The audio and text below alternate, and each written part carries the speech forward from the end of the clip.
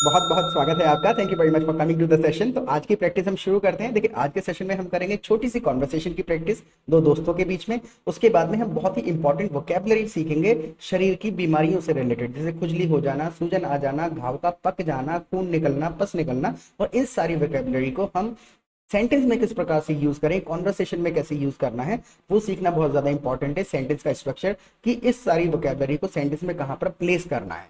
Alright, so I be sharing my screen with you. मैं अपनी screen आपके साथ में शेयर कर देता हूं। प्रैक्टिस करने का बेस्ट तरीका बस यही है कि whatever you see on the screen in English, you repeat every sentence after me loudly. जोर से बोल के प्रैक्टिस करनी है, क्योंकि देखते समय लग सकता है कि मुझे समझ आ गया, जब जरूरत होगी तब बोलूंगा, उस टाइम याद नहीं आएगा। तो इसलिए दो तीन बार कम से कम रिपीट करिए, दो तीन बार इनको देखिएगा सेशन को, और अपने आप आदत में आ जाएंगे, याद हो जाएंगे सारे के सारे सेंटेंस, और ग्रामर भी समझ आ जाएगा। ओके, तो हम दोनों लगभग एक ही उम्र के हैं। दो दोस्तों में बात चल रही है, हम दोनों लगभग एक ही उम्र के हैं। We both are almost the same age. We both are almost the same age का केवल इस्तेमाल कर लेंगे, कोई लिटिल शब्दों का ज्यादा इस्तेमाल नहीं करना है हिंदी के, सिर्फ इंडिकेशन है। हम हिंदी का सहारा ले रहे हैं सिचुएशन को समझने के लिए। सिचुएशन को कैसे एक्सप्रेस करना है इंग्लिश में, सेंटेंस कौन सा इस्तेमाल होगा, बस ये सीखने की कोशिश करनी है। We both are almost the same age, यानी हमारी उम्र लगभग एक ही है। Now look at this next sentence. हमारा नाम भी एक ही है, हमारा नाम भी एक ही है। Our names are also the same. Our names are also the same. यानी हमारे नाम भी एक ही हैं। Our names are also the same. एक चीज और है, अगर आपको किसी दूसरे व्यक्ति से कहना है, यानी कि जो मेरा नाम है वही तुम्हारा नाम है, तो आप कह सकते हैं you are my namesake. You are my namesake, यानी कि हम दोनों का नाम एक जैसा है। फॉर एग्जाम्पल, कहीं आप किसी व्यक्ति से मिलते हैं और वो आप ही के नाम का है, तो आप उसको कहना चाहें तो आप कह सकते हैं you are my namesake, या फिर our names are the same. Our names are the same, या फिर you are my name sake। दोनों तरीके से आप इस चीज को एक्सप्रेस कर सकते हैं। Now look at the next sentence. हमारी पसंद भी बहुत मिलती है, हमारी पसंद भी बहुत मिलती है। Our preferences also match each other. Our preferences also match each other. Our preferences also match each other. Preferences है मतलब पसंद के लिए इस्तेमाल होता है। प्रेफर, क्या प्रेफर करता हूं मैं हर चीज के बारे में। Our preferences also match each other, या फिर our preferences are also the same। यहाँ पर भी द सेम का इस्तेमाल कर सकते हैं। Our preferences are also the same. Now look at the next sentence. आप कुछ काम भी करते हो या फ्री रहते हो। आप कुछ काम भी करते हो या फ्री रहते हो। Do you do any work or just stay free. Do you do any work or just stay free, क्या बिल्कुल फ्री रहते हो। Do you do any work or just stay free. Now look at this next sentence. जब पैसे की जरूरत होती है तो कर लेता हूँ। जब पैसे की जरूरत होती है तब काम कर लेता हूँ। Right, now I do work only when I need money. मैं काम तो करता हूं, देखिए यहां पर क्या है, उसने I do work, I work कह के भी छोड़ा जा सकता है। Yes I work when I need money, लेकिन उसने डू का इस्तेमाल किया है कि हाँ भाई करता हूं काम। Yes I do work but only when I need money. या फिर आप दूसरे तरीके से स्ट्रक्चर कर सकते हैं, when there is need for money then I go to work. When there is need for money, जब पैसे की जरूरत होती है, when there is need for money then I go to work, तब मैं काम पे चला जाता हूं। तो कोई मैथमेटिकल फॉर्मूले नहीं है कि इसी तरीके से बोला जाएगा। कई सारे तरीके से आप एक फीलिंग को एक्सप्रेस करने के लिए सेंटेंस का स्ट्रक्चर फॉर्मेशन कर सकते हैं, लेकिन जो भी तरीका अपना है, जो भी सेंटेंस बनाए, वो ग्रामेटिकली ठीक होना चाहिए। बस इतना आपको सीखना है। नाउ हम आपने पढ़ाई कहाँ तक करी है। अब देखिए इसमें क्या होता है ना, कि हम बिल्कुल ओपन एंडेड क्वेश्चन दे रहे हैं ना, हम उसके स्कूल के बारे में कह रहे हैं, कौन से स्टैंडर्ड तक, कौन से कॉलेज तक, कौन सा सब्जेक्ट पढ़ा है, पढ़ाई कहाँ तक करी है। बिल्कुल ओपन एंडेड है, अपनी तरफ से सब कुछ बताओ। आई हैव नो आइडिया कि आपने कहाँ तक पढ़ाई करी है। तो इसी चीज को एक्सप्रेस करना है, how far have you studied. How far have you studied. दूसरे तरीके से भी कह सकते हैं, What all have you studied? इस तरीके से भी कह सकते हैं, क्या कुछ पढ़ा है आपने। How far have you studied? इस तरीके से भी आप कह सकते हैं। तो इसमें हमने उसका कोई स्टैंडर्ड, कॉलेज, उसकी स्ट्रीम की, आर्ट्स, कॉमर्स, साइंस क्या लिया था, कुछ भी नहीं इंडिकेट किया अपनी तरफ से। How far have you studied, या फिर What all have you studied? What the point? Now, जितनी करनी चाहिए उतनी कर ली है। बंदा रिप्लाई कर रहा है कि जितनी करनी चाहिए पढ़ाई मुझको उतनी कर ली है। एक चीज और है, अगर चैनल पे पहली बार आए हैं तो प्लीज सब्सक्राइब जरूर कर लीजिएगा, क्योंकि रोजाना क्वालिटी कंटेंट अपलोड करते हैं हम अपने चैनल पे। दूसरा, आप हमारी लाइव क्लासेस भी अटेंड कर सकते हैं हमारे एप्लीकेशन पर। देखिए लाइव क्लासेस का फायदा क्या होगा। सबसे पहले तो हम आपको कम्युनिटी में ऐड कर लेंगे अपने ग्रुप में, जहां पर आप थ्रू आउट द डे दूसरे पार्टिसिपेंट्स के साथ प्रैक्टिस कर सकते हैं, चैटिंग कर सकते हैं, फोन पे बात कर सकते हैं। You will find your kind of people there, क्योंकि पूरा का पूरा गेम है एनवायरनमेंट का, एटमॉस्फेयर का, टाइम बिताने का। रट्टा मार के ग्रामेटिकल रूल समझ के अंग्रेजी नहीं बोली जा सकती है। सिचुएशन के साथ कनेक्ट करना पड़ेगा, एडॉप्ट करने पड़ते हैं सेंटेंसेस। पूरे ब्रह्मांड की अंग्रेजी नहीं सुननी पड़ेगी, लेकिन लॉजिक समझने के लिए you will have to listen to the English. सुननी पड़ेगी, पढ़नी पड़ेगी कि कौन सा बंदा किस चीज को कैसे कह रहा है, किस लहजे में कह रहा है, और साथ ही साथ ऑल्टरनेट सीखना बहुत जरूरी है। फॉर एन एग्जाम्पल, अभी जैसे हमने एक सेंटेंस डिस्कस किया था, you are my namesake, आपका नाम मेरा नाम एक ही है, या फिर we have the same name, right. तो दोनों तरीके से इस चीज को कहा जा सकता है, और तीसरे चौथे तरीके से भी कहा जा सकता है। अब ये सारे ऑल्टरनेट कैसे समझ में आएंगे, जब हम ज्यादा लोगों की अंग्रेजी सुनेंगे। तो कम्युनिटी में समय जरूर बिताइएगा, और दूसरा, शाम को हमारे जब लाइव सेशन होते हैं तो वहां पे भी हम इंग्लिश को ही डिस्कस करते हैं कि एक लहजे में मुझे इंग्लिश बोलनी है, या एक सेंटेंस को घुमा फिरा के बोलना है, एक शब्द पे एम्फेसाइज करना है, तो कैसे सेंटेंस को फॉर्म करूं, कैसे सेंटेंस का स्ट्रक्चर बनाऊं। तो डिस्कशन में बैठेंगे 2-1 घंटा रोजाना, जब टाइम बिताएंगे कम्युनिटी में, तो अडॉप्ट कर लेंगे उन सेंटेंसेस को, और लॉजिक समझ आ जाएगा, and you will start speaking English fluently the way you want, right. तो 2 काम करने हैं, सब्सक्राइब करना है और लाइव क्लासेस में जरूर आना है। Now let's get back to it.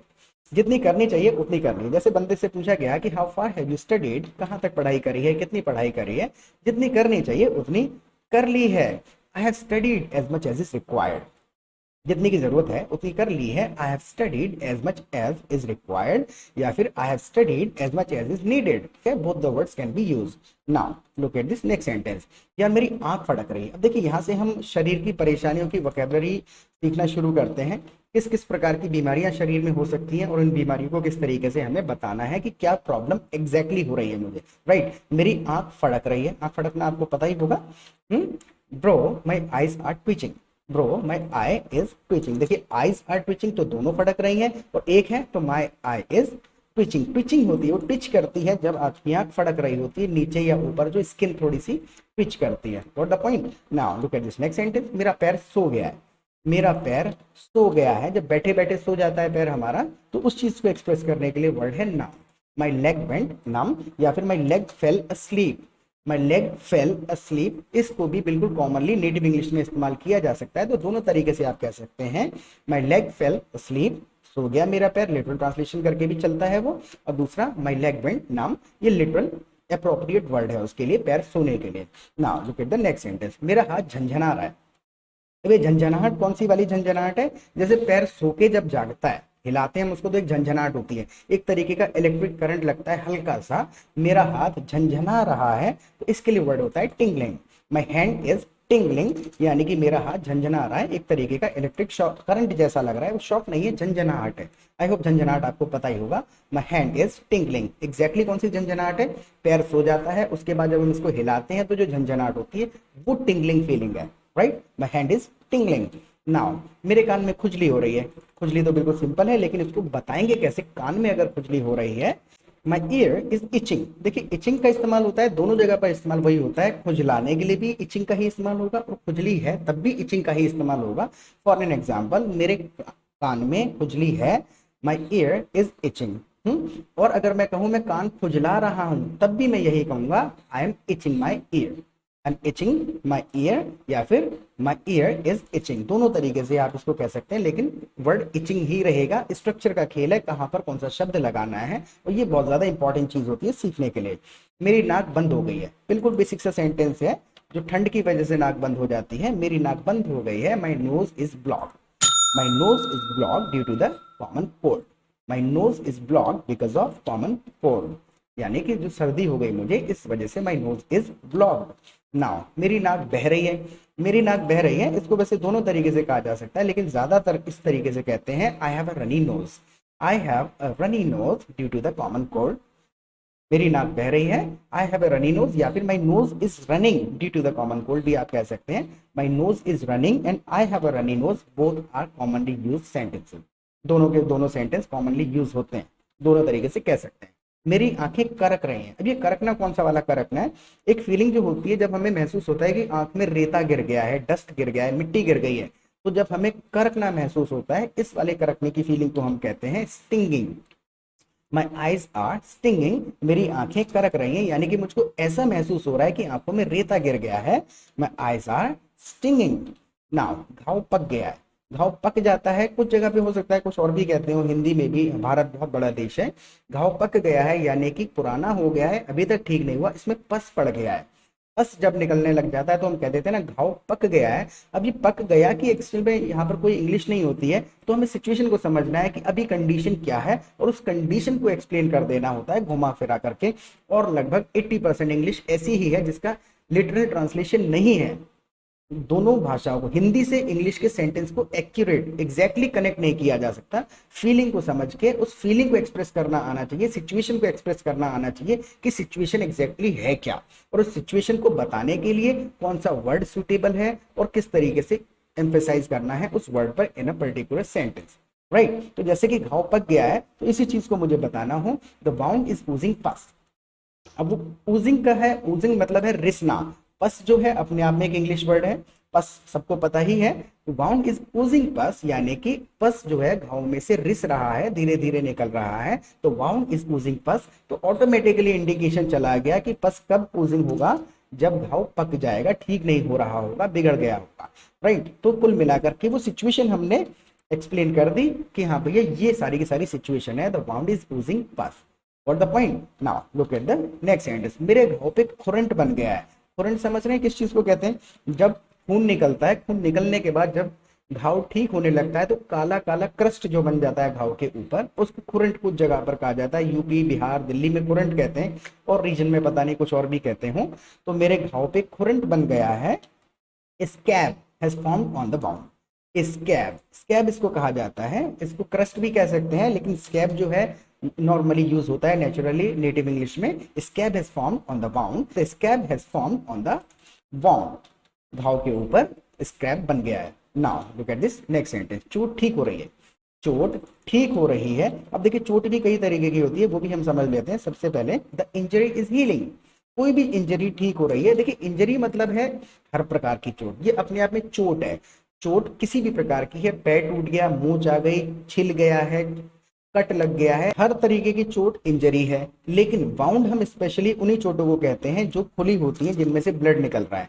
खुली चोट, हाँ, जिसमें से ब्लड निकल रहा है, वो वाउंड कहलाता है। और इंजरी किसी भी प्रकार की चोट को हम कह सकते हैं। तो इंजरी सबसे बड़ा वर्ड है, एक ब्रॉड वर्ड है, सबके लिए इस्तेमाल हो सकता है। तो चोट ठीक हो रही है, the injury is healing.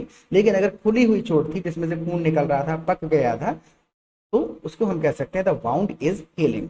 What the point? तो बिल्कुल एग्जैक्ट मीनिंग पहुंचना चाहिए, फीलिंग नहीं बदलनी चाहिए, या फिर सामने वाला कंफ्यूज ना हो जाए हमारी इंग्लिश को सुन के। इस प्रकार की इंग्लिश को बोलने की हमें कोशिश करनी है। Now look at the next sentence. घाव में खून निकल रहा है, घाव में खून निकल रहा है। अब देखिए इसी सेंटेंस से आप समझेंगे अप्रोप्रिएट वर्ड को यूज करना कितना ज्यादा जरूरी है। The wound is bleeding. अब वाउंड जब मैंने यूज कर लिया तो मैंने सिंपली बता दिया कि खुली हुई चोट है, द वाउंड इज ब्लीडिंग। अगर मैं यहां पर कह दूं तो इंजरी इज ब्लीडिंग, तो थोड़ा सा अजीब सा लग सकता है कि इंजरी इज ब्लीडिंग, तो इंजरी में सब कुछ इंक्लूड हो गया। अगर आप कह देते हैं तो ग्रामेटिकली गलत नहीं है, सिचुएशन में बात चल रही है तब भी चल जाएगा, लेकिन बाउंड वर्ड यूज करेंगे तो थोड़ा इंप्रेसिव सा सेंटेंस होगा, सामने वाला इजीली समझ जाएगा, उसको स्ट्रगल नहीं करना पड़ेगा समझने में। Now look at the next sentence. मेरी पीठ पे घमोरी निकल आई है, मेरी पीठ पर घमोरियां निकल आई हैं। तो गर्मी में निकल आती हैं, बारिश के मौसम में अक्सर निकलती हैं, खुजली होती है। मेरी पीठ पर घमोरी निकल आई हैं। I got hives on my back. I have got hives, इसका एक लिटिल शब्द है इंग्लिश में। I got hives on my back, यानी कि पीठ पर घमोरियां निकल आई हैं। नाउ खुजाना मत, नहीं तो और फैलेंगी। खुजाना मत, नहीं तो और ज्यादा फैलेंगी। Don't scratch it, don't scratch it or it will spread even more. Don't scratch it के अलावा आप इतना भी कह सकते हैं don't itch it, don't itch it or it will spread even more, या फिर don't scratch it or it will spread even more. Scratch या इच दोनों में से कोई भी शब्द आप इस्तेमाल कर सकते हैं, लेकिन स्क्रैच कॉमनली यूज होता है, ज्यादा यूज होता है, राइट। नाउ उसके बालों में बहुत सारी जू हो गई हैं, उसके बालों में बहुत सारी जू हो गई हैं। She has got lot of lice. Lice है जो जू हो जाती हैं बालों में, जब नमी ज्यादा रहती है, बाल सुखाए नहीं जाते हैं, उस वजह से जू अक्सर होती हैं। She has got lot of lice in her hair. उसके बालों में जू हो गए हैं। She has got lot of lice in her hair. Now मेरी आंखों में मिर्च लग रही है। अब मेरी आंखों में मिर्च लग रही है, जलन हो रही है, कोई भी कारण हो सकता है, उसी चीज को एक्सप्रेस करना है। My eyes are burning, my eyes are burning. ये सारी की सारी आंख से रिलेटेड जलन और मिर्च लगने को आपने एक्सप्रेस कर दिया। My eyes are burning. Now मेरी पलकें सूज गई हैं। अब देखिए इंग्लिश में थोड़ा सा कंफ्यूजन रहता है, आई लैशेज और आई लिड्स में थोड़ा सा फर्क है। माई आई लिड्स आर स्वॉल्न, आईलिड्स क्या है? आईलिड्स है पलकें, ये स्किनी पार्ट जो है वो आईलिड्स है, और आई लैशेस है बाल। जो पलकों पर बाल हैं वो आई लैशेस हैं, और आईलिड्स है वो स्किन। तो जब सूजन आती है तो स्किन सूजती है, ना कि बाल सूजते हैं। माई आईलिड्स आर स्वॉलन, यानी कि माई आईलिड्स आर स्वॉलन, यानी कि आंखों की पलकें सूज गई हैं, बाल नहीं सूजे हैं। अगर मैं कहूँ आई लैशेज आर स्वॉलन तो वो थोड़ा सा गलत हो जाएगा, क्योंकि वो आई लैशेज बाल हैं, बालों पे सूजन आ नहीं सकती। My eyelids are swollen. Now look at this next sentence. बच्चे का पेट फूल गया है। बच्चे का पेट फूल गया है। The child stomach has bloated. The child stomach has bloated. Bloat करना मतलब कि फूल जाना। The child stomach has bloated. तो ये सेशन आपको कैसा लगा, प्लीज फीडबैक जरूर दीजिएगा इसके बारे में, क्योंकि आप ही के लिए वीडियोस बनाते हैं तो हमें पता चलता रहना चाहिए कि हमारे वीडियोस आपको कुछ हेल्प कर रहे हैं या नहीं कर रहे हैं। Okay, and I already given my WhatsApp number, WhatsApp कर दीजिएगा। लाइव क्लासेस में आइए, कम्युनिटी में बैठ के जब आप सिचुएशनल इंग्लिश को सुनेंगे, डिस्कशन करेंगे, तो काफ़ी ज़्यादा हेल्प मिलेगी सेंटेंसेस को समझने में, लॉजिक समझने में, और प्रैक्टिस करते रहना है। फिर मिलेंगे एक नए सेशन के साथ। Till then bye.